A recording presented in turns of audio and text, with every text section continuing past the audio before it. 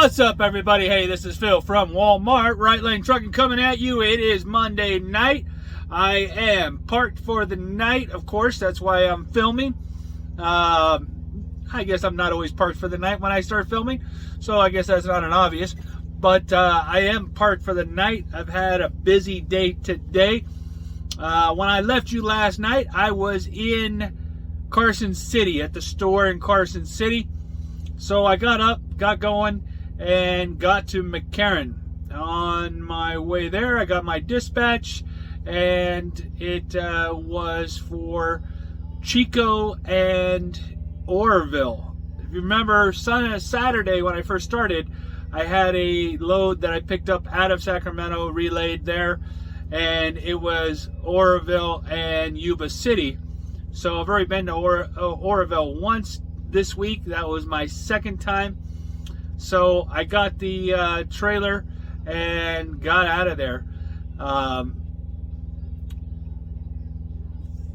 Again, going back to what I was telling you guys before, do your proper pre-planning, because the dispatch system said it was 180 miles or something like that from McCarran to Chico, the first store.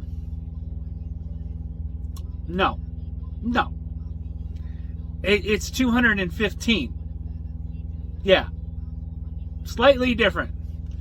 And you add that in, that's, 35 miles difference each way. So 75 or 70 miles added on to what you might have planned if you used what's in the dispatch system as your planning tool.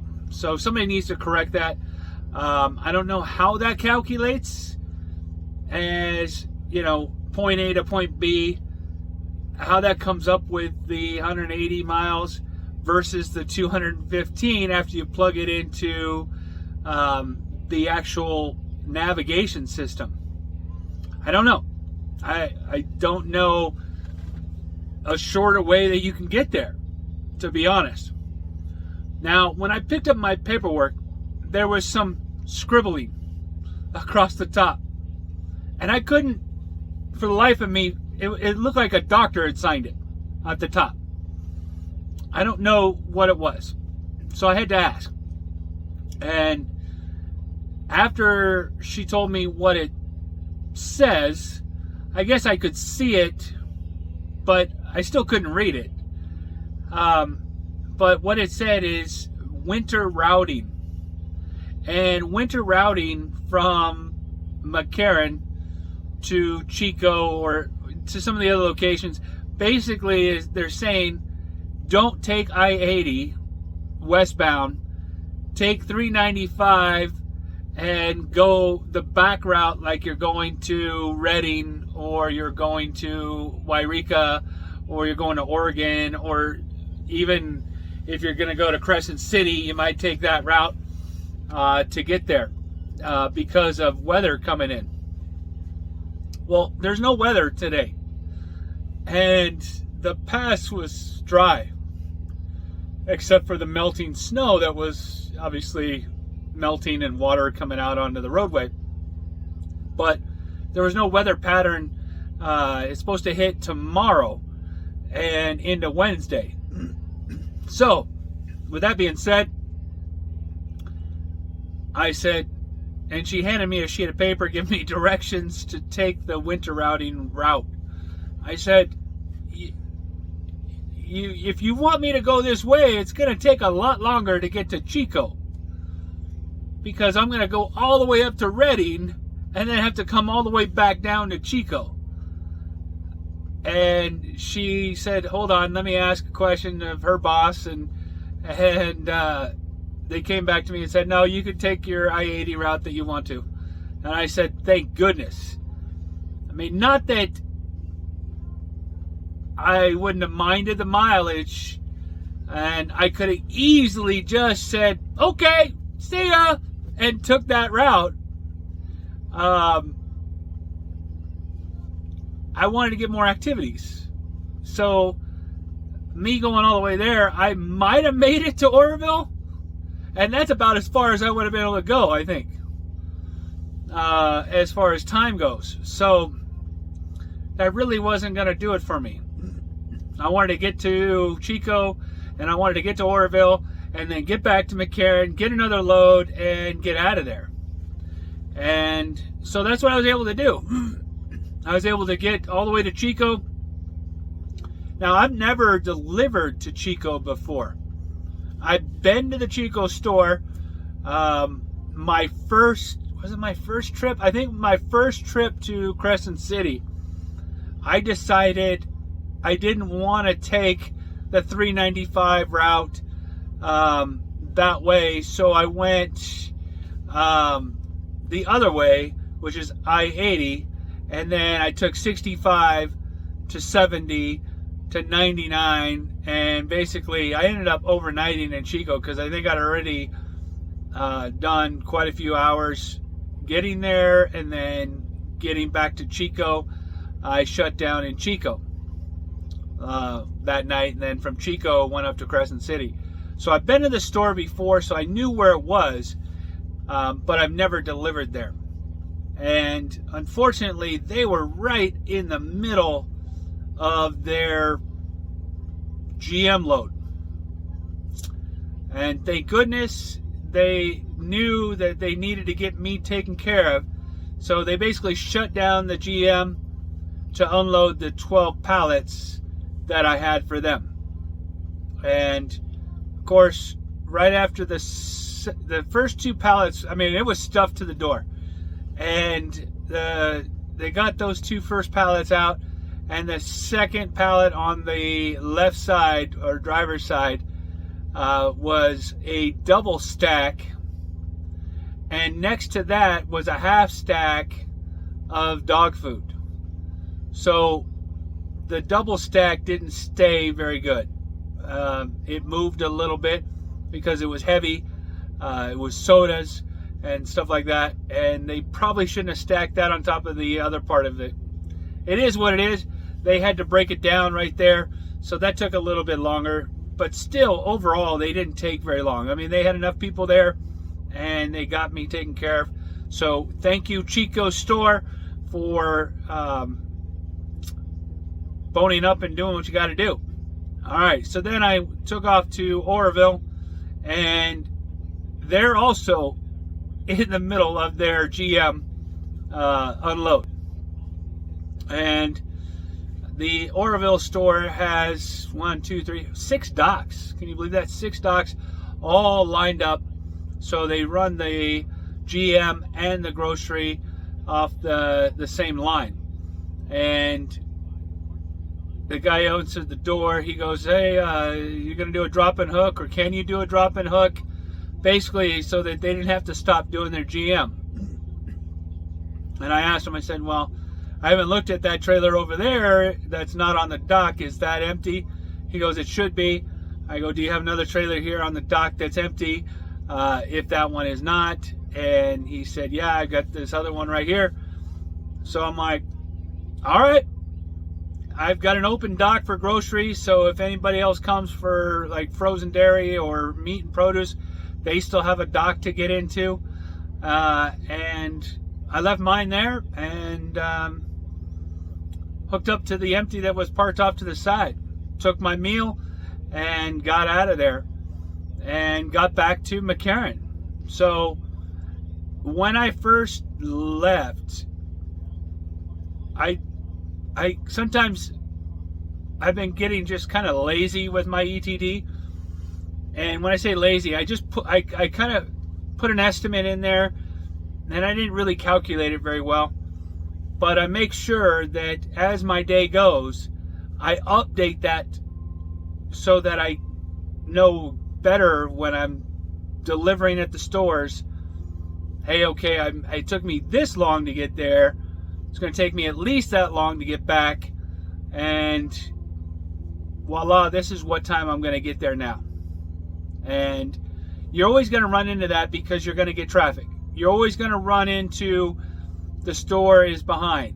Or you might show up and there's another tractor and trailer there that they're unloading, and it's going to push you back. So you need to be able to adjust your ETD as you go, because that's just going to make sure that you get a dispatch either on the way or once you get there.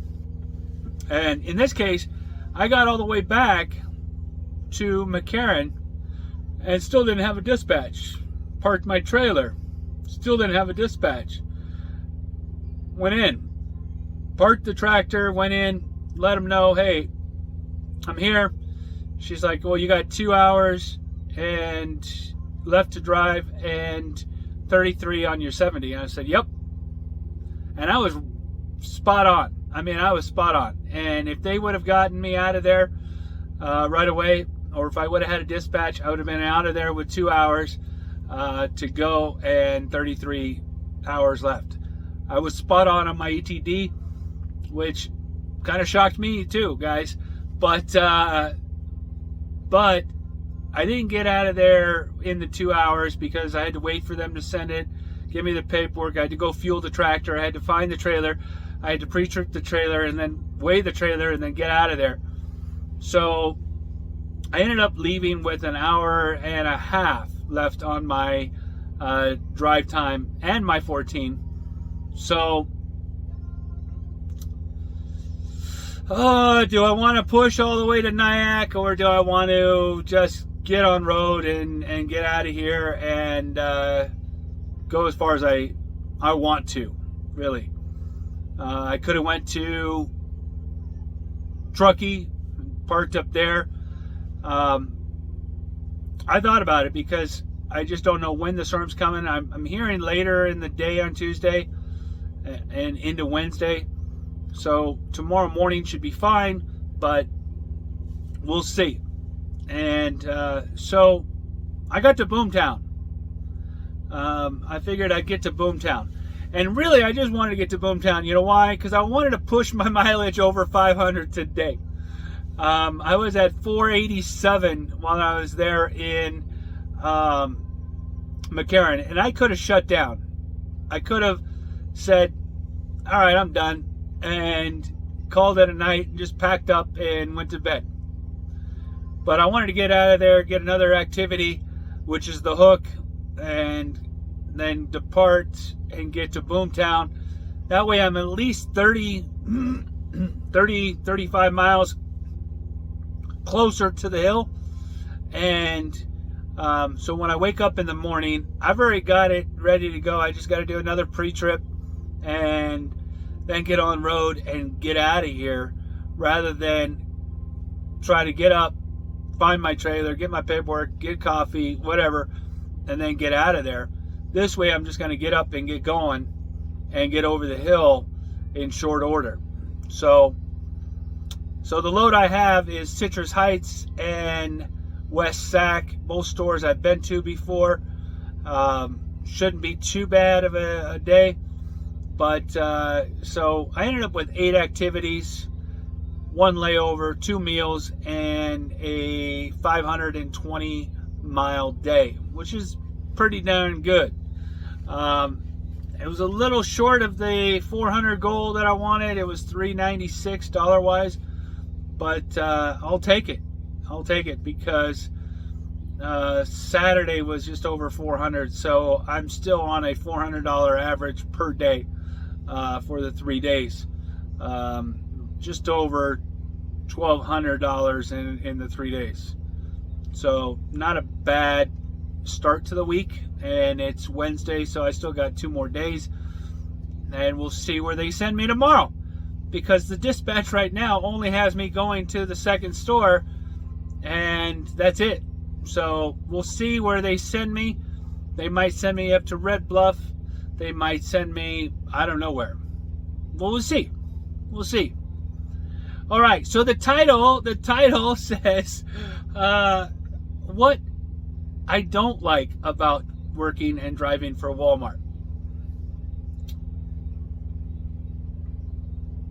What is there not to like? No, I'm just playing. So one thing I don't like.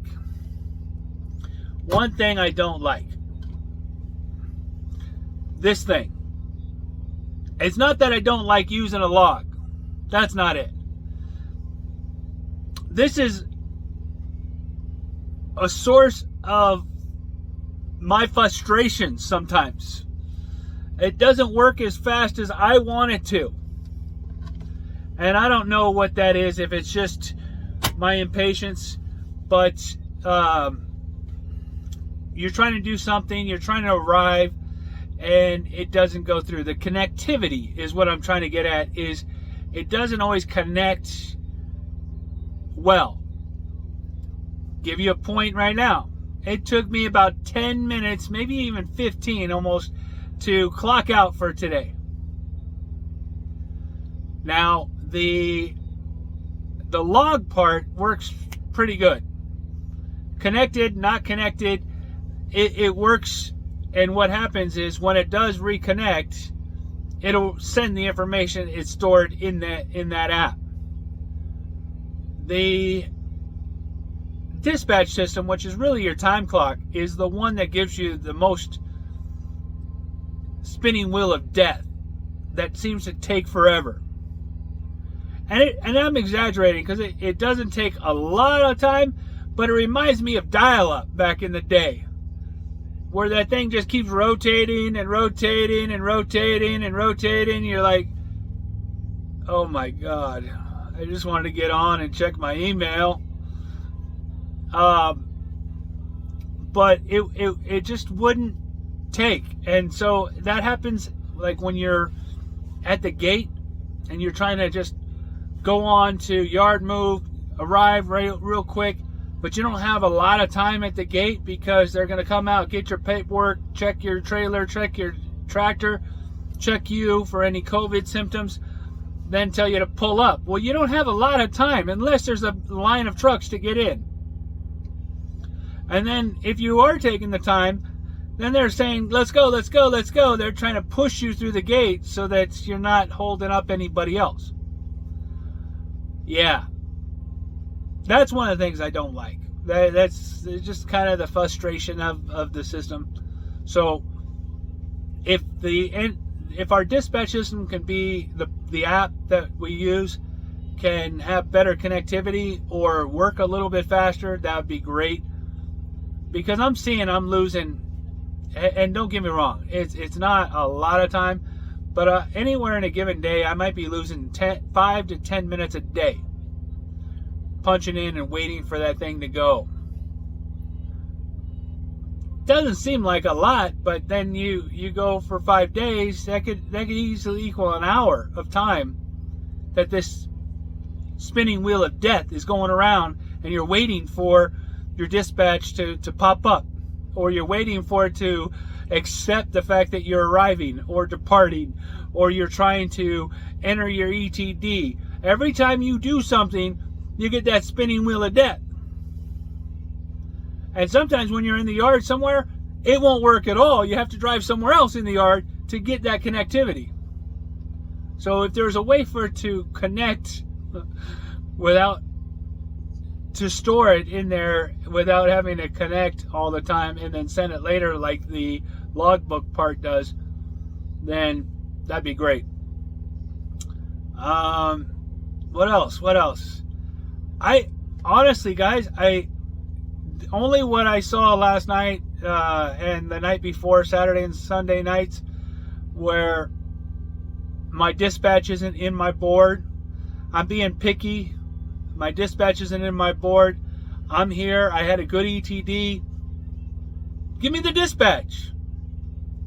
Why should I have to walk in and get the dispatch? If this device was able to generate the necessary paperwork or electronically, whatever, you wouldn't have to go in at all to get paperwork.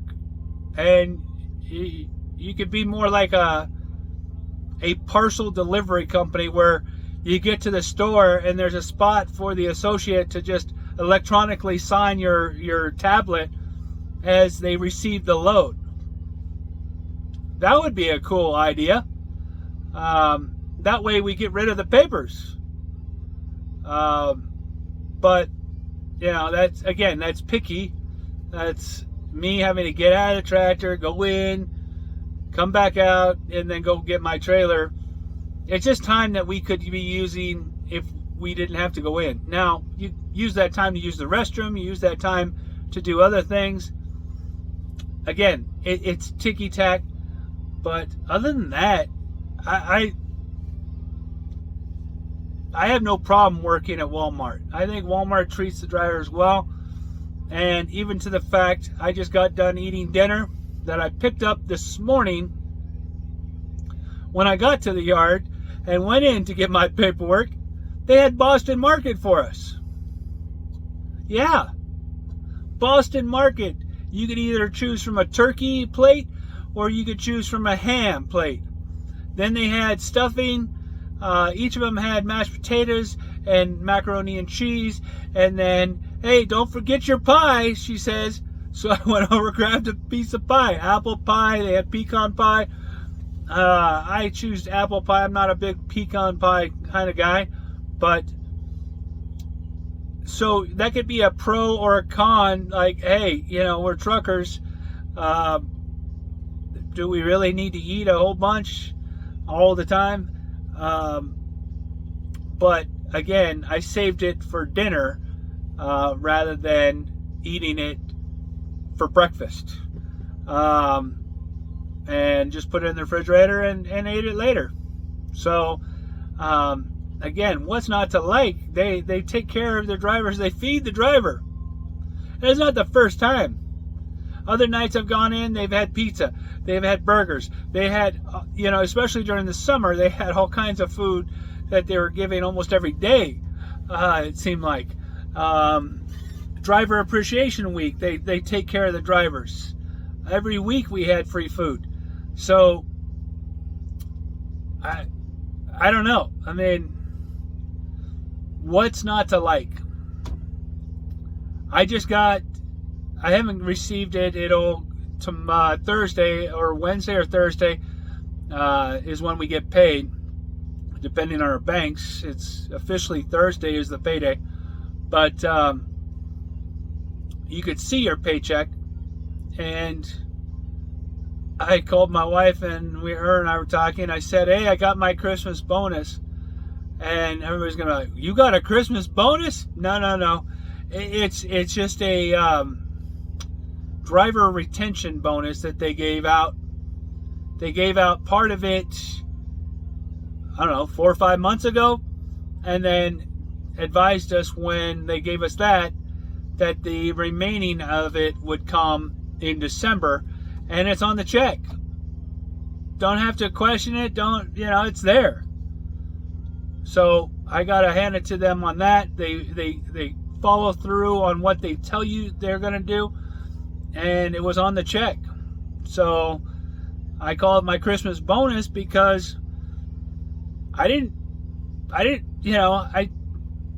ask for a retention bonus. They offered it to all drivers, and they came through on what they said they were going to do.